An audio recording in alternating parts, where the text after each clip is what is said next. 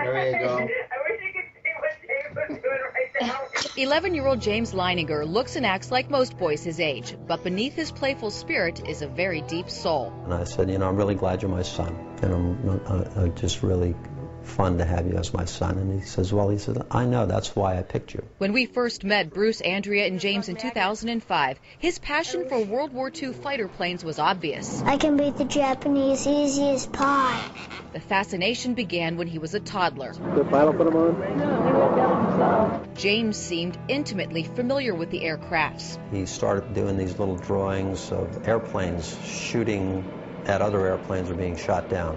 Bombing ships, you see men parachuting. Here's another one where planes are dropping bombs. This is a carrier. The violent drawings were followed by extreme night terrors. He would just be crying. He'd say, airplane crash on fire, little man can't get out. He laid on his back and kicked up at the ceiling, and he goes, Mama, the little man's going like this. And he laid on his back and kicked his feet up. The little man's going, ooh, ooh, ooh, ooh, ooh, ooh, can't get out. And I said, well, who's the little man, baby? And he goes, me. I thought Bruce and I were just going to faint. They questioned, what kind of plane? Corsair. Why did your airplane crash? My plane was shot down. Who shot your plane? He looked at me like I was a village idiot.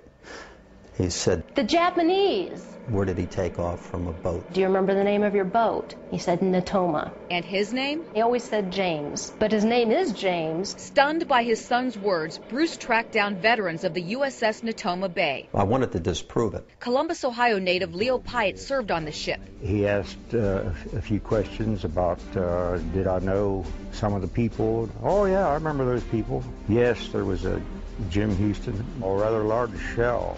Just hit him in the engine, and it burst into flames and went down. It was all real. James Houston, born and raised in the Midwest, was shot down over Chichijima, Japan. He got very quiet. The Leiningers were speechless again when James met Natoma Bay veterans and recognized them by name. You're Bob Greenwald. I'm serious. He'd never met Bob Greenwald? No, he'd never met him before. They tracked down James Houston's sister, Ann. And he goes, it's not Ann, it's Annie. She wasn't my oldest sister. I had an older sister than that. And I said, you did? Who was that? And he goes, Ruth. I mean Ruth. Annie is what they called me when I was little. Knowing my name and my sister's name, things that my brother did when he was a kid. It's too amazing to describe. James recalled his favorite childhood possessions, and when we spoke to them via Skype, they shared one specific story involving James Houston's mother. Annie had sent James the picture that her mother had painted of James Houston.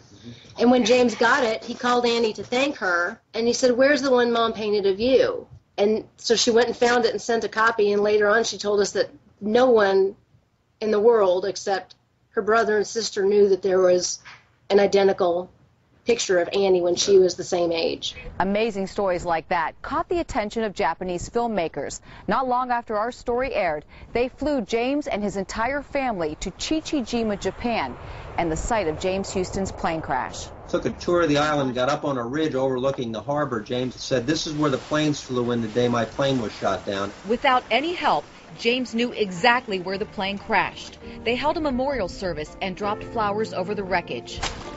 And James just got so emotional and just lost it. And it was just the most heart-wrenching thing. But when it was over, it was cathartic. It still gives me goosebumps to think that we actually got there and we were there and we were able to close the loop, especially for James, that it was something really important to him. And when they returned, the death and destruction pictures were replaced with this. There's dolphins and there's the Japanese ship has its flags flying. At James's urging, they put all of this and many more incredible stories on paper and published this new book, Soul Survivor. I hope that it helps people understand the meaning of how precious life is, how fast it can just blow away. The Leiningers say they aren't promoting reincarnation.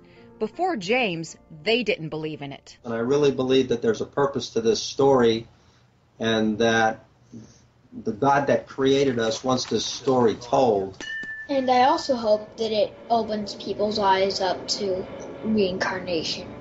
You do? Yeah, I hope it opens people's eyes up to the fact that reincarnation can happen. It is a possibility. It's not a lie. Suzanne Stratford, Fox 8 News.